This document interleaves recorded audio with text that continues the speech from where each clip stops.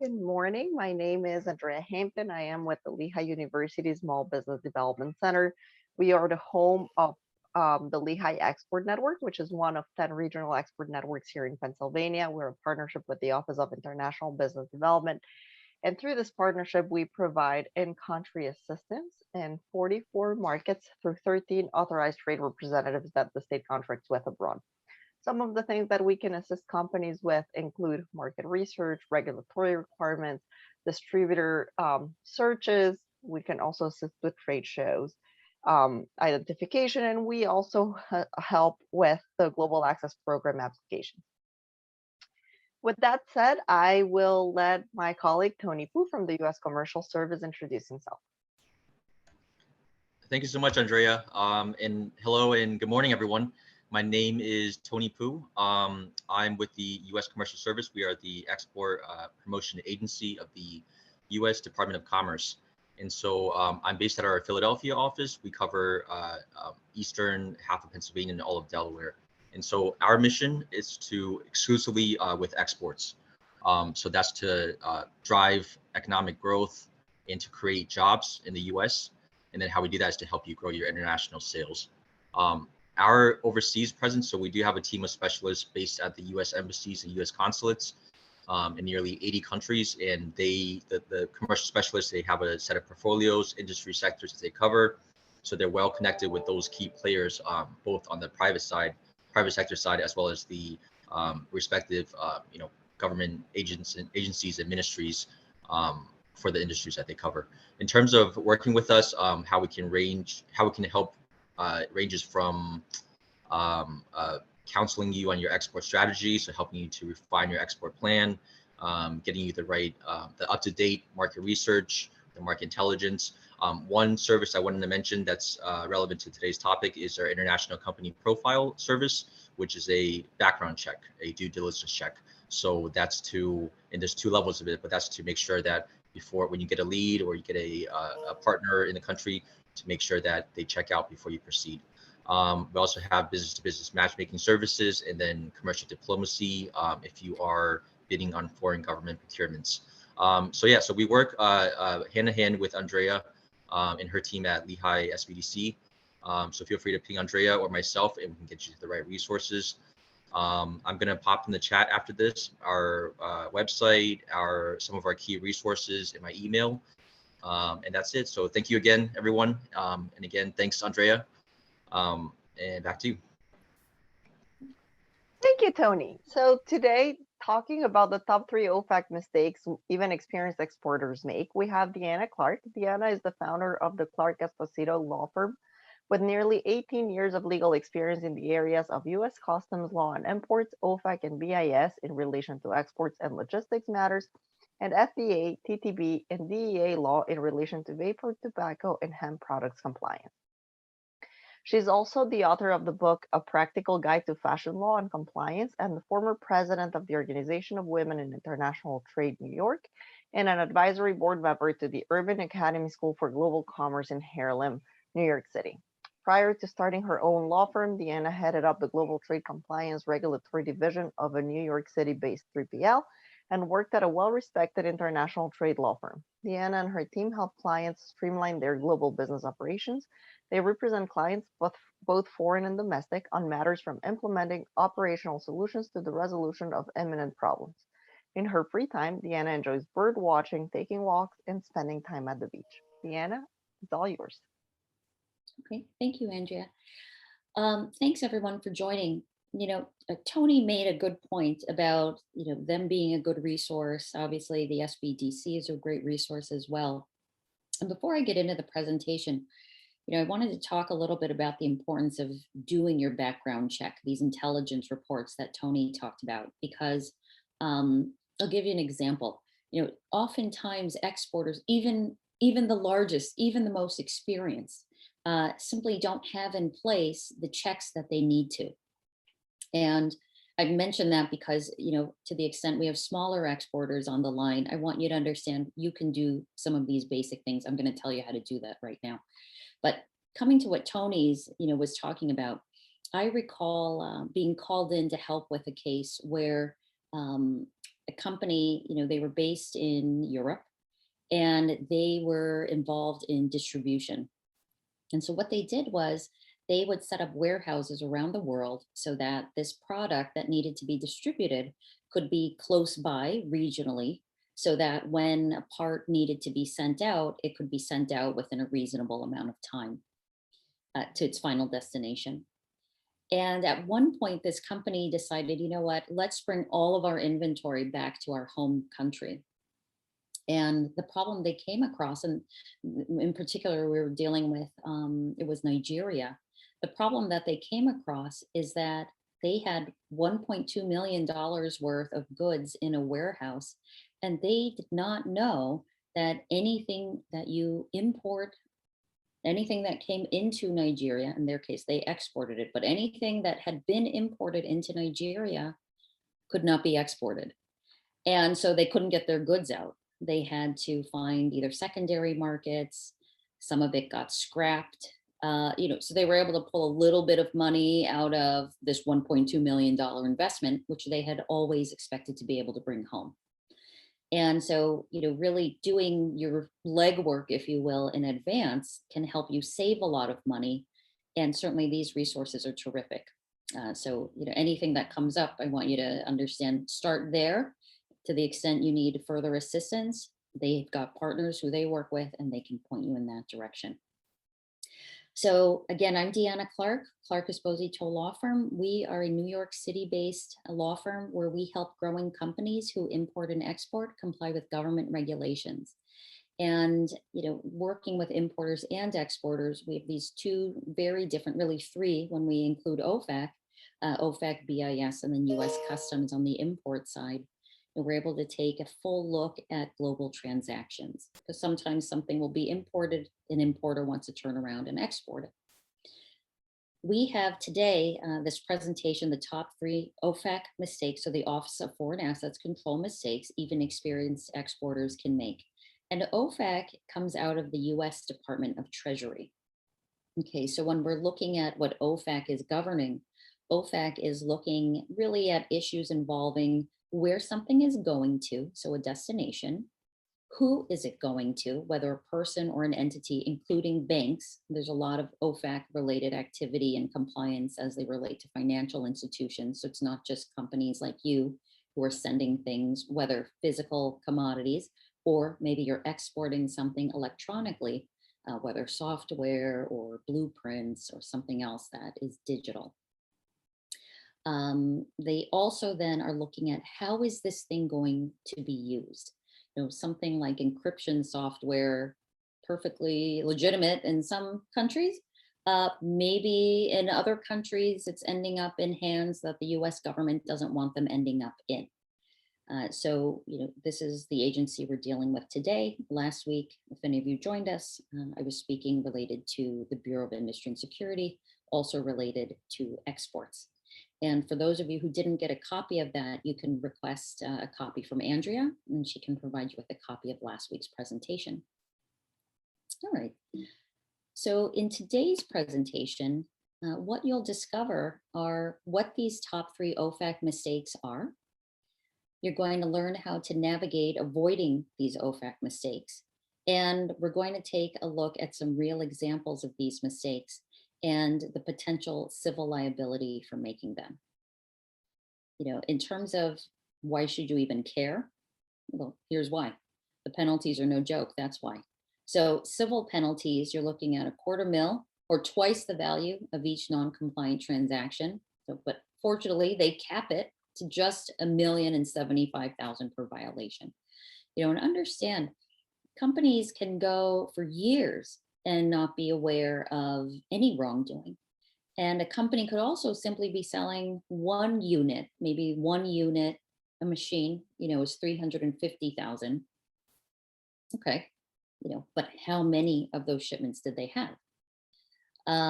Other companies could have smaller shipments. Let's say they are exporting, I don't know, life jackets or something.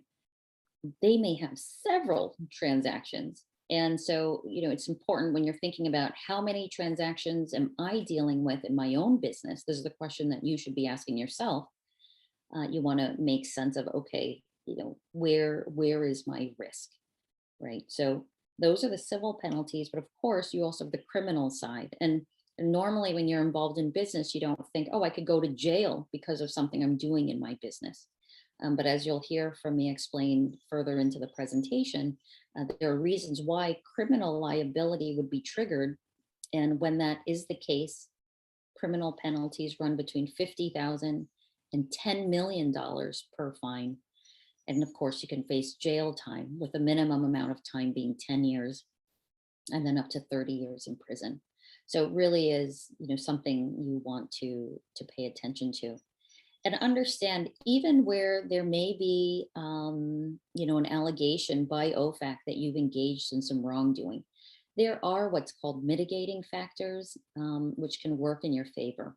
Mitigating factors are things where the government will look at, this is the penalty that we've issued, but because of such and such mitigating factor, we'll go ahead and reduce that.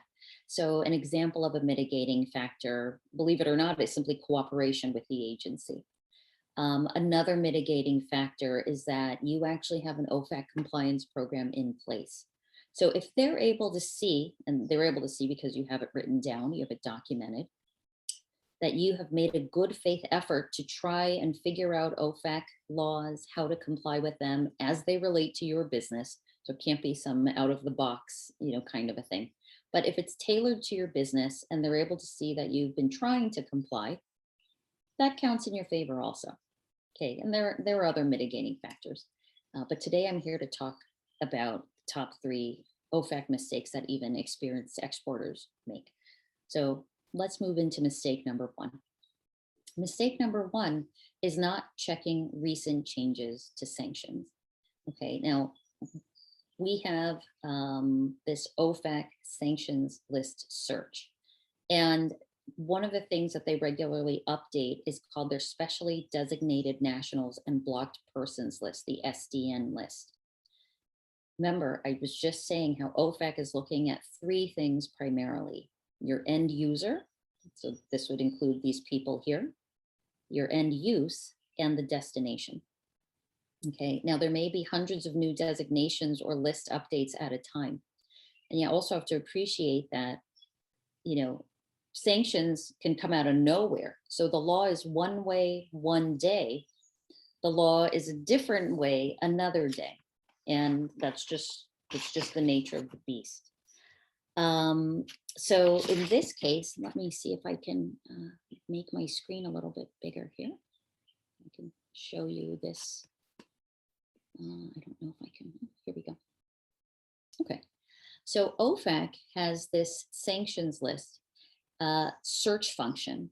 And so it actually allows you to run a search, and you're able to do so, you can run it by the person. You don't have to populate everything. So you can run it by the person. Maybe that there's a special program it relates to, whether the Balkans or an Iranian or Sudanese or Cuban, etc. There's several, but you can find your program here. You can do it by address, city, state, country. Maybe of a particular list and you do it that way. And what ends up happening is, after you run your search, because you'll hit the search button, then your results show up down here. Okay, and this is a presentation, so I'm not on the actual website. We're just simply in the presentation. So I can't run a search for you, but you would have their name, address, the type of sanction, the program name, list, score, and then you just scroll down.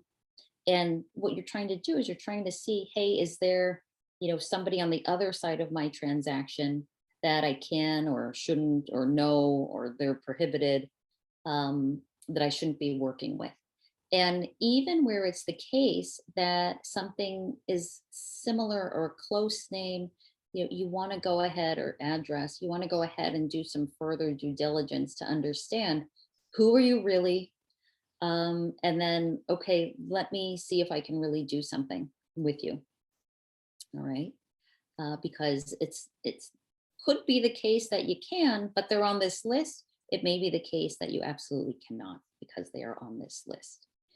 Generally, when you see somebody on this list, you automatically are to presume that you may not do something in terms of any sort of transaction with that party, even if you're just sending something and it doesn't cost anything, right? Which obviously, as an exporter, you're selling goods. But if you just knew someone and you wanted to send something, you're not allowed to do that either. Okay. Let's see here. Okay. So, major international events may affect sanctions regulations in surprising ways. And so what we've got over here is an update, and this was from February. And what it shows is that, at the time that Russia had proceeded to take actions the way that it did with Ukraine, the government just started coming out with different regulations. So things come out by regulation, things also come out by executive order, where the president just declares something one day and bam, everything has changed. And this has a real impact on companies engaged in business with Russia, whether they're exporting, whether they're using Russian freight forwarders, whether we had somebody come to us last week involving construction contracts. And because of what had occurred and the OFAC sanctions involving Russia, the question was, okay, can we move the contract forward? Can we somehow get it sold? There were different attempts to how to look at it. But those discussions are ongoing. In any case, the point is that businesses get impacted overnight due to recent changes. And so you can find these on the OFAC website. Their website is OFAC, OFAC .gov. Okay. So mistake number 2, not asking OFAC about prospective transactions. Before I get into this slide, I was just talking about if a name comes up on that list that we were just looking at on that OFAC search function. Sometimes we can ask, and we do that by asking OFAC about a prospective transaction. We can ask if this transaction may happen, and we can explain. So, we've had companies come to us, we've had individuals come to us and say, you know what, I'm on this list. I need to get off of the list. And guess what? You can actually come off of the list. So if there's a party that you want to do business with and they're on the list, there may be a way to get them off of the list. And we work that question out through also submitting a request related to a prospective transaction, okay, or in tandem with. So as the slide says here, export licenses may be hard to interpret due to specific restrictions on end use and may even lead to a sanctions violation. Now, interestingly enough, what this image is showing is actually out of our Export Administration Regulations, otherwise known as the EAR. And EAR is governed by the Bureau of Industry and Security, BIS, who I did the presentation about them last week. The reason why we've got them in this slide, at least regulations governing them, has to do with that things that apply to BIS.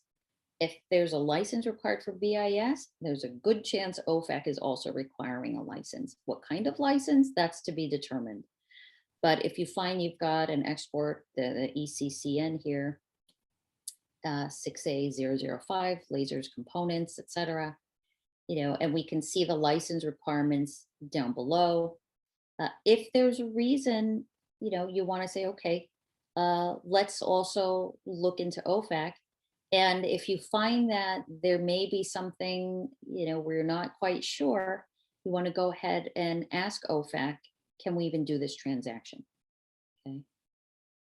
Some export licenses and authorizations are very specific and may not apply to a transaction in a way that you think. I'll give you an example. We had a query just yesterday that came in talking about a prospective transaction. And this is actually quite common. We have, U.S. nationals, U.S. citizens. They have relatives, grandparents, parents who are in, Iran, and now they've passed away and they are first in line to receive an inheritance. Well, generally speaking, we can't do almost anything with Iran. However, obtaining an inheritance is actually an exception. That's something that can be done, but you need to go through the proper channels and either determine, do I need a license to do this, or does this fall under an exception to a license? And there are some of those as well. Okay. Now, giving an example here, we have Airbnb, and they had been processing payments for individuals that traveled to Cuba for unauthorized reasons. Meaning, with Cuba, OFAC allows us to do some things, but not many things. For example, if students want to take a research trip to Cuba, there is, or there was anyway, but presumably it's still intact, that students are allowed to, under this research license exception, go ahead and go to Cuba for some sort of educational trip. If I wanted to go to Cuba for fun, I'm not allowed to. Just ordinary civilians with no reason, they're not allowed to go. And as it's written here, there is a general export license for authorized travel related transactions for professional research. This is also why a lot of professors will go and they'll take their students. Before getting to the settlement amount, on the bottom right-hand side, you can see this investigation lasted 4.5 years. And it's important to recognize that, because oftentimes companies who come to us say, we had no idea that we were even being looked at. And my answer to that is, just presume you're being looked at. OFAC is not as big in terms of just the number of transactions as the US Food and Drug Administration, for example. Food, drugs, cosmetics. I mean, most everything. Just look around the room that you're in right now. You've got something that the FDA has oversight of. Less frequent that there is something tied to OFAC sitting in the room that you're currently in. And so because of that, OFAC is able to really hone in on who's engaged in which activities as they relate to international business and transactions in general. So they can take their time, do an investigation. Companies will not know about it. Certainly, Airbnb has some kind of, probably a team of lawyers helping them oversee things. And even they got it wrong. So going up from that, we see 3,464 stay transactions. So they just went in and let all these people do whatever they felt like doing. And then another 3,076 experience transactions. And what that means is Airbnb also sells excursions. They sell experiences in the country that they have their host homes. So, they had quite a bit. Now, they managed to settle for only $91,172.29. Certainly, the amount that they were initially hit with was significantly larger. And while I couch this as a fortunate event, I'm sure most of you, if not all of you, participating in today's program, just happen to have a spare 92 grand lying around that you'd happily pay out to the government for really no good reason. Airbnb could have spent a little bit of money, paid some lawyers, got these things squared away, and never have had to deal with not only the settlement, but the investigation, the going back and taking time to show OFAC the different transactions for the last 4.5 years, hiring other people potentially to comb through all of their millions of transactions. It truly is invasive to have OFAC investigating your company. And so, the settlement sounds pretty good to me because I've seen much higher amounts, but the real cost behind that is significantly higher. So again, starting with Tony and Andrea's offices, you really want to make sense of what you're doing and how to just take care of your business so that the government doesn't take care of you in a way you don't want to be taken care of. All right, mistake number 3. So the negligent management of distribution and processes. Yesterday I was speaking with somebody somebody about just transactions in general. And, they shared this idea that once upon a time, they would have thought, you know what, I didn't do it, they did it, so it's on them. Unfortunately, as an exporter, OFAC doesn't view it that way. If somebody else did it, it is also on them, but it's also on you. And so, when you're looking at who am I doing business with, you don't just want to be looking at, all right, well, this is what I'm doing. I'm selling it to you. Everything's fine. You actually want to understand your supply chain, and you want to understand it well. Okay. The reason for that is because OFAC has what's known as a strict liability standard.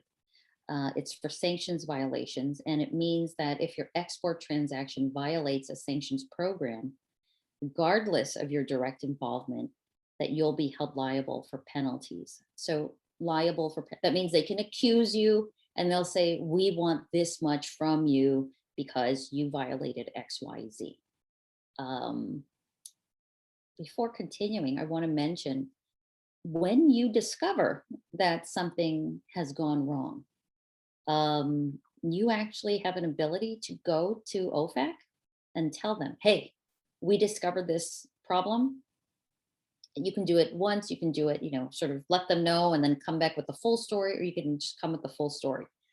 But essentially, before they begin investigating you, or before you have knowledge of an OFAC investigation, you can go to them and say, we discovered the following. And you explain what had happened. You explain how you had these checks in place. This nonetheless happened.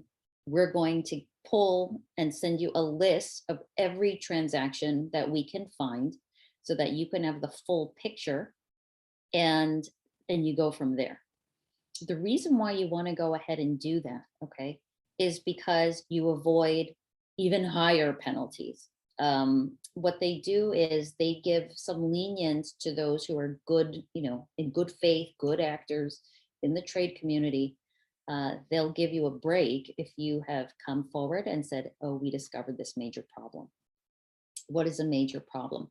Let's say you have been exporting farm equipment to South Sudan, thinking that it was perfectly fine. There are some things known as the humanitarian purposes, that certain things are able to be exported, even to countries like Iran, like South Sudan. And medical devices, for example, fall into that. Certain types of food fall into that. So if your company were, exporting farm equipment thinking that there was no problem, and by exporting, you probably weren't exporting it direct to Iran because that would have raised a flag. But if you're exporting it to Spain, and it just so happens, that your Spanish company was then turning around and exporting them to Iran, and you realize, food is okay, but farm equipment is not okay, then that would be the kind of situation where you come forward. Okay. And presumably you didn't know you were doing anything wrong. Of course, the US would want to understand, and why were you sending it through another country onto Iran? But if there were a good reason, maybe you sent so many things over, you had a volume discount on your shipping, then that shipment was broken out once on the other side, meaning in Europe, and then, just payment onward to that final destination, was cheaper. Maybe that's why. The point is, there needs to be a basis, at a real basis, not a fraudulent one, for why you may have done something or other. But because you now know, in any case, that we have very few allowable transactions with Iran, having somebody in your supply chain who does something wrong because of this strict liability standard can leave you on the hook. Okay. So you could still be pulled in and held liable for penalties. And that's why if you discover something, even if you think there's some wrongdoing, you want to go ahead and raise that with them. If you're not sure how to approach it, you should probably find counsel, whichever counsel. I'm not suggesting you even come to us, but whomever you find to help you, make sure they actually understand OFAC, okay? Because most attorneys don't. And then you can come up with a strategy on how to approach OFAC and which things you want to disclose in what order, okay? Many large companies use third-party distributors when shipping products overseas, and lots of small ones do too. We have some companies who we represent. They're maybe at about 500,000 a month in revenue. They also use third-party distributors, Asia, New Zealand, Australia, all over the world. Now, third-party distribution agreements may be very complex and involve cargo being in the possession of multiple parties before arriving at the end user. And we've seen cases where something was delivered, the shipment, a small shipment, it was e-commerce shipment actually. The e-commerce shipment was delivered to, I think it had been, might have been a Swiss freight forwarder. Its final destination had been to the Crimea region of Ukraine. And, you're not allowed to send things there. So ultimately, because a Russian freight forwarder picked up the package, there was no issue to deliver it there as far as they were concerned. Had it continued to be the Swiss one or a company with the US presence, absolutely not okay. So the point is, this company didn't know that all of these shipments kept going into these parts of the country that were prohibited in terms of transactions with the United States. And so they came forward, and with our help, we went to OFAC. We said, hey, we have several dozen transactions. Here's what we had in place. Here's how we had checked against these postal codes. Here's what we did XYZ. And as a result, they were able to walk away without having to pay anything, actually. Not to OFAC, not to BIS, when we disclose this also to BIS, nor to census. And remember, anytime you have a shipment where at least one of the commodities has a value of over $2,500, that needs to be reported with census, and you do your formal export declaration in the automated export system. All right, let's see here. Third party, okay, we went over that part. And so here's an example. We had a Texas-based animation hardware and software systems company, and they sold products to 2 third country distributors with knowledge or reason to know that its products were intended specifically for a reseller located in Iran. And again, because of the Iranian sanctions, which are not brand new, they're not brand new, and they're not something that's coming out today or tomorrow. Of course, there are tweaks to them, but this is a well-established body of sanctions. And so as an exporter, it's important for you to even know your top 10 list, if you will, of where you cannot send things. Something like North Korea, you just can't send anything there, just not permitted. But even with that, are you exporting something nearby North Korea? Obviously, China and North Korea have very strong trade relationship. So even if you find, we have a shipment and it's heading to this location, it's fairly close to the North Korean border, could there be a chance that the thing I'm selling to this Chinese company will be trucked over, into North Korea? Always, you want to have a system in place so you can understand, should I be asking more questions? I know you want to close on that sale. I know you want to get that contract in place, but the contract, if it's to have longevity, you want to make sure that all your ducks are in order. And you also don't want to lose sight of what appears to be an opportunity, only to turn around and find, that you've actually injured your company, potentially your lifestyle, your family, etc. Okay, so if you have any reason to know, and you'll have any reason to know, certainly if you do your due diligence, then you're in a position to say, hang on, let's make sure we can or shouldn't, or let's go for it. Everything's just totally fine. And again, starting on the bottom right-hand side of the screen, you can see this investigation also lasted several years. So it's not the case of, well, nobody's caught me yet. No one's caught you yet, but they certainly could be watching you. Okay, we had 52 apparent violations, 49 products sold. So what looked to be like violations, and then they have their universe of how many had actually been sold. Again, they were able to settle for under $200,000. Considering what they could have been, that is very good. Again, I doubt, most, if not everybody on this call have a spare nearly 200,000 lying around to pay out to the government when you didn't even know you were doing anything wrong. And again, as it says here in the quote, with knowledge or reason to know. So it's not an excuse not to know. And for that reason, it's important to have some type of due diligence program in place. Look, you could have been engaged in export for several years now. You may have nothing in writing. That's okay. Start today. Okay. The point is that you begin and you put together something that is documented.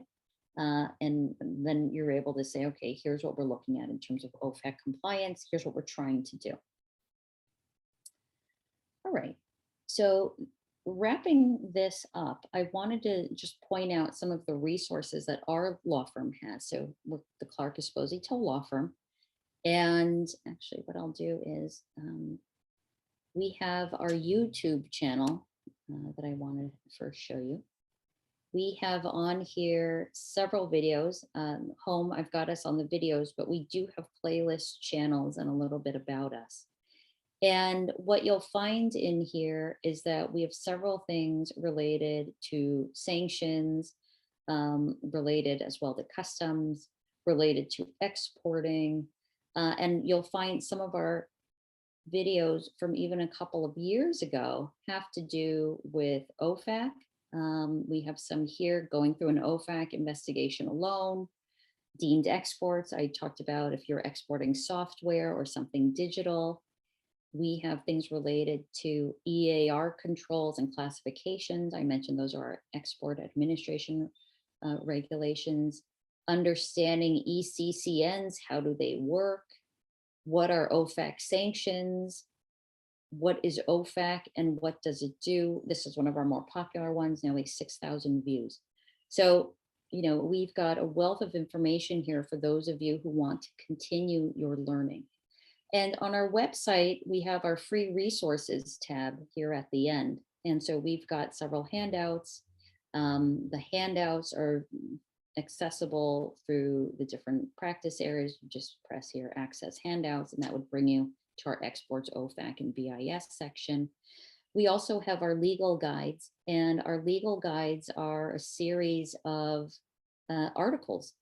Last week, for example, we did a presentation related to OFAC compliance on NFTs and cryptocurrency. We, of course, did the ones with this office related to BIS and export violations. Get ready to pay dearly. In this video, we explain how it's not only OFAC who's coming after you if you're facing some allegations, and you could have some serious penalties. So, these are some resources we've got right here on our website. And of course, anytime you'd like to speak with us, we have our consultations page, and this explains just a little bit about our process. Okay. So just then to end, I'll open it up to questions. Again, my name is Deanna Clark. We do as well have an Instagram page. We are at Clark Esposito Law Firm. And we invite you to follow us, connect with us. Our general email address is contact@clarkespositolaw.com, and you can learn more about us here at our web address. With that, I'll take any questions. Thank you so much, Deanna, for today's presentation. We don't seem to have any questions right now. So I'll go first. What I hear often is because it's the Office of Foreign Assets, it doesn't apply to me. Their regulations do not apply to me. So are there actually any industries where OFAC wouldn't apply? No, actually there isn't. And the reason for that is because OFAC, as I mentioned at the beginning, is looking at three things in particular. They're looking at the end use. So how will this be used? The end user, who's receiving it, and where is it going to, the destination. And the end user piece, for those thinking, well, I'm immune to OFAC. Not not at all. Who is this really going to? You know, Oftentimes it's okay, well, I'm selling this over to you, right? You meaning another business. Well, where is that business turning around and selling the product that you've exported to them? Or do you know for a fact that they intend to use it? And if they are, for how long? We've had equipment, clients who've had equipment go to universities, but the intention is after being used at a university after 5 years, it's going to go somewhere else. Okay, well, guess what? Where an export goes somewhere else, that's actually called a re-export if it leaves the country. And if it's heading somewhere that the US has a problem with, whether today or in 5 years, then you could still be subject to having a problem. Because where the United States catches that you have a transaction en route to such and such, or that actually arrived in such and such, because understand the government, we have people on the ground, our government, as in we, has people on the ground, and they are conducting investigations in foreign countries every day of the week. Okay. So they already know where things tend to end up. The stuff that we hear about, these settlements, these investigations, these are happening because they have been looking for a long time. And so even though people think that they're, and they could very well be under, under the radar for now, but that doesn't mean that they'll continue to be under the radar. Even one day, you're driving something up to Canada. One day you have a different officer who comes and inspects your vehicle to see what you're bringing in. Oh, you've got, 3,000 knives in your trunk. Well, what are these doing here? What are these for? Okay, well, where are they ultimately going? Right. So generally the end user, and of course then the end use, because if the use is in turn, well, it's going to this militia group, or oh, it's going to, some place you wouldn't expect it to as a US seller, you need to ask those questions because you're definitely not under the radar. Thank you. And are there, special considerations that service companies need to have? I know it gets a little tricky um, when it's not a tangible export. So are there any tips that you can provide to service companies? I'm sorry, can you repeat the question? Yeah, sorry. It seems that when it comes to export compliance, service companies, it just gets a little trickier because a lot of it is done online, right? Are there any tips that you can give service companies to make sure they remain compliant? Mhm. So service companies, just because they're selling something that isn't being put, whether it's a small shipment and you're sending it out by courier, or a larger shipment and you're putting it onto a vessel, that doesn't make you immune. This actually is a problem that comes up all the time with universities engaged in research who are emailing, sending schematics of machines or things that are sensitive. In fact, many universities have their own dedicated OFAC compliance attorneys for this very reason. And, as an exporter, and I don't know what kinds of things your clients are exporting, but they have to have their own due diligence program, their own OFAC compliance program in place. Here are locations, considered low risk. Here are locations considered high risk. There's several factors. I mean, quite frankly, it really turns on the nature of the business. But if a company is looking to start up a program, then they want to just take a look at, what are the OFAC pillars? What are the basic things that we need to be focusing on? And again, it's the end use, end user, destination. And how can we come up with our own internal rubric to gauge risk? In addition to what questions should we be asking our prospective customers? The one thing that we help clients with is to come up with an export control questionnaire. And this is really a customer vetting, product that is used to take a deeper look into who are we even buying from. And again, Tony mentioned these intelligence reports. Just even understanding the landscape that you're heading into is helpful. Are you heading to France or are you heading to Azerbaijan? Are you heading to Venezuela? Venezuela has a lot of different people, a lot of individuals who are flagged, who are on lists. So those people, those same people, or government-owned entities, which are many, same situation in China, they can pose problems. And so, we're only talking about OFAC today, but as I spoke about last week in relation to BIS, really what you're doing is you're merging the two to take a total look at your export compliance program so that you're meeting both of those requirements. It can really turn into a lot. But, but you want to start with your OFAC basics. Thank you. Again, there don't seem to be any questions, but I wanted to thank you for your time and Andrea? for all your expertise. Yes, Tony, go ahead. I'm sorry to interrupt. I just had a follow-up question to that. And so, Deanna, first of all, thanks. That's an excellent presentation.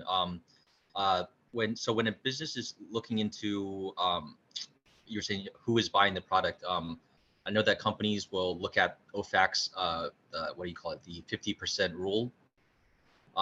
So do you have any best practices for that? Checking to make sure a block person doesn't own 50% or more. I'm thinking more in the case of when it's indirect ownership and you have to look at maybe multiple entities and how do you aggregate that and make sure that's not over 50, things like that. Mm-hmm. Well, honestly, each case we look at on a case-by-case basis. And if somebody wants to do something with someone who's on a blocked list, for OFAC purposes, normally we would say, let's go and ask them about this prospective transaction. And then it's up to the client. Do they want to, it's because it takes time and money, right? Do we want to wait to find out if this prospective transaction is a go? Do we just want to roll with it and see what happens? Which of course we don't recommend you do. But the problem with the people on the list is, how do you get enough information to feel confident with your decision, right? So if you can say, okay, we found this, we found that, it looks like it's this, but are you actually getting all the information you can about that blocked party? We had, this is a BIS related, but the EAR has this thing called the unverified list. And people, institutions, companies, they get added, they get removed. And this just comes out in what's known as the Federal Register. So somebody decides that this is, different somehow. And, this whole Nicaraguan family is now off of the list. And we saw that happen last year, actually. This was OFAC. But because of the difficulty with understanding, is this a concern to the United States still? For that reason, Tony, questions do come up to this 50%, or how do we figure it out? To the extent it's clear that we can't figure it out, we take our best information and we go ahead and we ask OFAC about this prospective transaction. Okay, we don't just guess at it. Where a client does want to just guess at it, then it's okay. Well, then here's a legal memo laying out what you had done in terms of your due diligence, with the goal being, A, you did enough and there won't be any problem. But B, if there is a problem, now you have a mitigating factor. But again, that you still need to call the lawyers in to deal with your mitigating factor. And having them investigating you is going to be significantly more expensive than just you going and asking about a prospective transaction in the first place. So for that reason, you're actually saving money when you think about it. And so we would lean towards that way, Tony. Okay, that makes sense. Thank you so much. So I guess, would anybody like to unmute and ask a question? We can stay on another, few minutes if somebody would like to unmute.